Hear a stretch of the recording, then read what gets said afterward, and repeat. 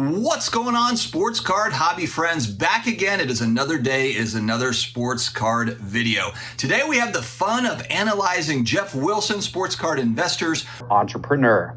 Recent $131,000 card trade that was on his sports card investor channel. Definitely check out that video. We'll have the link in the video description below. But before I get started, guys, make sure if you like what you hear to hit that subscribe button down below. We appreciate all your support. Yes, exactly.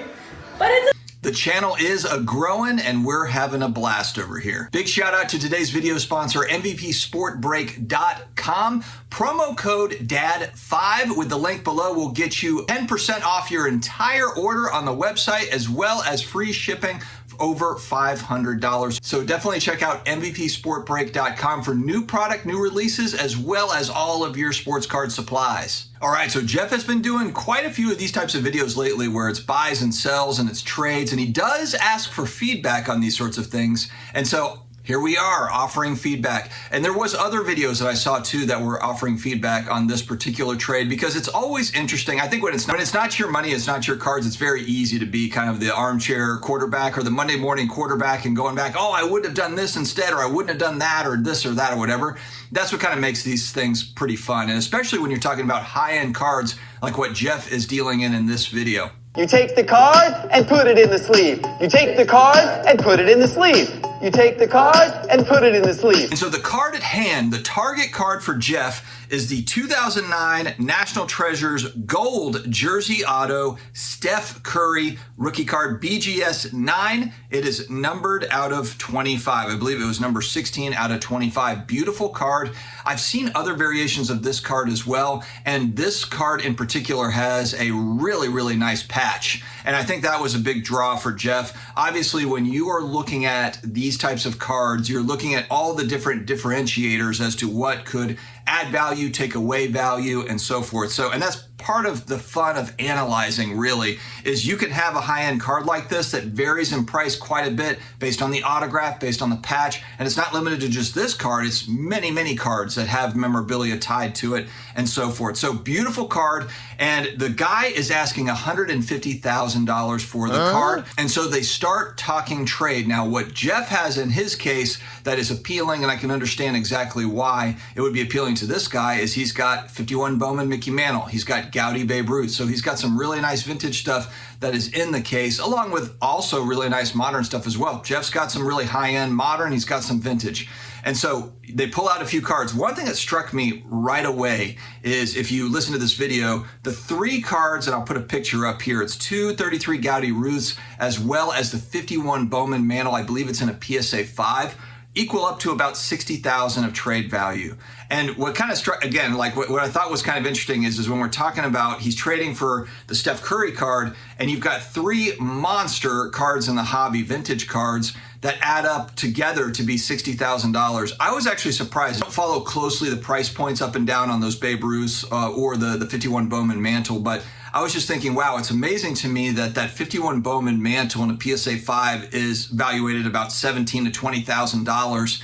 And then you've got this Curry, which, granted, it's a beautiful Curry card, there's memorabilia tied to it, is so much more expensive. But anyway, it is comparing apples to oranges. Certainly a lot of nuance in card buying, selling, collecting, all that stuff. So I'm not gonna dive too deep into that today on this video, but it was just kind of an interesting observation. So you have those three cards valued at $60,000. And then they also throw in a 2020 Joe Burrow Gold Prism Auto, beautiful card, PSA 10, Auto 10. Geoff had it stickered at 25.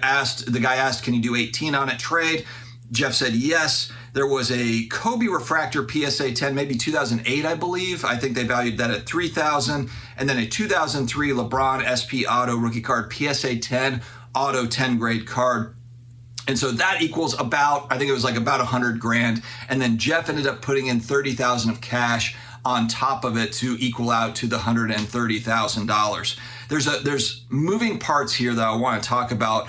The first one would be, I've noticed that Geoff has been trying to get for particular players, kind of the best card for that particular player. So if he's going to buy modern specifically, I saw this with Drew Brees. He bought recently for $18,000 the Contenders auto, the rookie auto for Drew Brees, PSA 10, auto 10. It's low population. It's a beautiful card. For me personally, and I do understand the Contenders being the best rookie card for Drew Brees if you're looking at from the standpoint of like Tom Brady's. You know, Tom Brady is the one where if you make that distinction, it's like, okay, the Tom Brady championship ticket auto, that rookie auto, is the best probably modern football card that there is. And so it makes sense that Breeze's version of that card would be. I've got the Topps Chrome Black Refractor. It's numbered out of 100. This one's signed in person by Breeze, so it's different. But this one typically not autographed. And so I understand the Contenders auto, but the Breeze Contenders auto is also a sticker auto, you know, so you have to take that into account as well. Aesthetically, I love this card better than that Contenders rookie auto for Breeze, but I understand the thinking behind why Geoff did that. Also, SlabMags, guys, 10% off down below. The only place on the internet you can get 10% off SlabMags is in the pinned comments below, so definitely make sure to take advantage of that. So my first question here is this Steph Curry's best card, or at least top 3 best card? I don't know the Steph Curry rookie market, you know, so I don't know. The Steph Curry folks might say, oh, I'd rather have this rookie or that rookie or whatever, but I have to believe this is a monster card for Steph Curry. Just it looks to be, it's national treasures, it's got a great patch, it's autographed, it's numbered to 25. There's a lot of things going for this card, so I have to imagine if there is a better card than this one, there's probably not too many of them. So I understand why Geoff is drawn to this, but again, going back to his overall strategy that he's talked about, he might not have 50 Steph Curry cards. This will be the one of a few that he's got in his collection. You can see he's consolidating stuff into the best one of these things, because that's what he talked about when meeting with Marshall Fogel. Marshall Fogel talking about moving into the best of the best stuff. So, and you see it, like he's got that Kobe Refractor PSA 10, beautiful card. $3,000. That LeBron James SP autograph PSA 10 rookie, beautiful card. It's valued about $15,000, $20,000. How many more cards of LeBron James are better than that one? A lot. You know, even though that's an awesome LeBron rookie auto, it's not even close to being kind of LeBron's best card. So for Geoff, and I'm speculating on his thinking, going back to what he said with meeting with Marshall Fogel, is he's probably thinking, okay, I want to move into the best cards of these particular players. How can I maneuver my current inventory, plus using some of my cash to get into kind of these long-term hold style cards? He views the Steph Curry as one of those, which makes sense. You look at the vintage cards as well as the Burrow and these other cards, you know, these the Refractor Kobe. The number one question is, what is he into them for? Because a lot of people would say, like, why would you trade vintage? Why would you do that? Well, the other thing is the person at the other end of the table is not necessarily going to send away an amazing Steph Curry card like this without picking up some nice pieces like this. The one that would have been hardest for me to let go of if I was Geoff in this case is the 51 Bowman Mantle Rookie 5. And I guess the big question is, how much is he into those for? Because maybe he's just got room on them. The other part is that maybe those are not his end-all cards. In other words, maybe he feels like vintage, the Ruth and the Mantle, they're running hot right now as far as, look, vintage baseball has been expensive for a while, especially Mickey Mantle stuff. So maybe trying to take advantage of, hey, prices are high. And I'm not saying that there's a correction coming on Babe Ruth and Mickey Mantle. It might be that stuff just continues to move on up. It could very well be. But maybe that's part of the thought. And then the other part of that is maybe he wants to have another Bowman Mantle rookie card, and that 5 was not his forever card for that. So maybe he wants to get into a 6, a 7, an 8, maybe even higher, who knows? And so that one was expendable because that was not going to be his forever Mantle rookie. And the same with the Ruths. You know, they were lower grade, which again, they're expensive and low grade. So, but maybe he wants to get into a 5 Gaudy Ruth. You know, that's that much more. So these are the kind of the things that I was thinking when I saw this deal happen, because I know the initial reaction is, how on earth are you getting rid of Babe Ruth and Mickey Mantle to get into Steph Curry? And that's an easy reaction to have without kind of diving into more of the details and the thought process behind it. Lastly, I think the big question mark, and I know it's got to be something on Geoff's mind, is the current valuation for that card. When the guy was talking to him about it, about why are you asking $150 for this card, his response was, in February, a PSA 10 auto grade, authentic card grade sold for in the 130s. Okay, so authentic card grade, so it's just like this.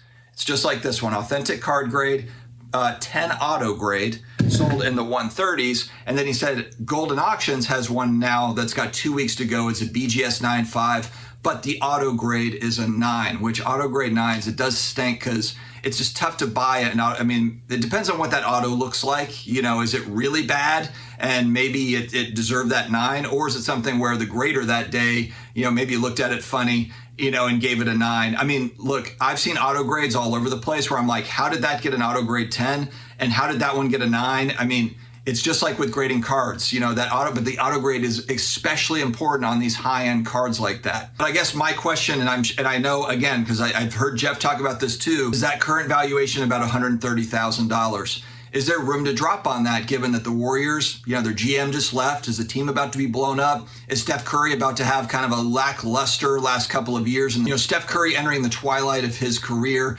and LeBron James, kind of similar thing. It's like, can they win another title? Maybe, but man, a lot of things have to go right for them. They're still playing at a high level, but you can kind of see the writing on the wall there that we're starting to get to the end game of these guys where you've got another couple of seasons left and maybe the play starts to fall off a little bit. The question mark is that valuation going to hold at 130? Now for Geoff, what he's probably thinking is, hey, I'm sticking this away. I'll look back at it in 20 years and we'll see how I did. And that's totally fine. I get it. If you're taking a long-term view on it, then maybe you're perfectly happy at 130 and you don't care if maybe it drops down to 100 or it drops down to 90.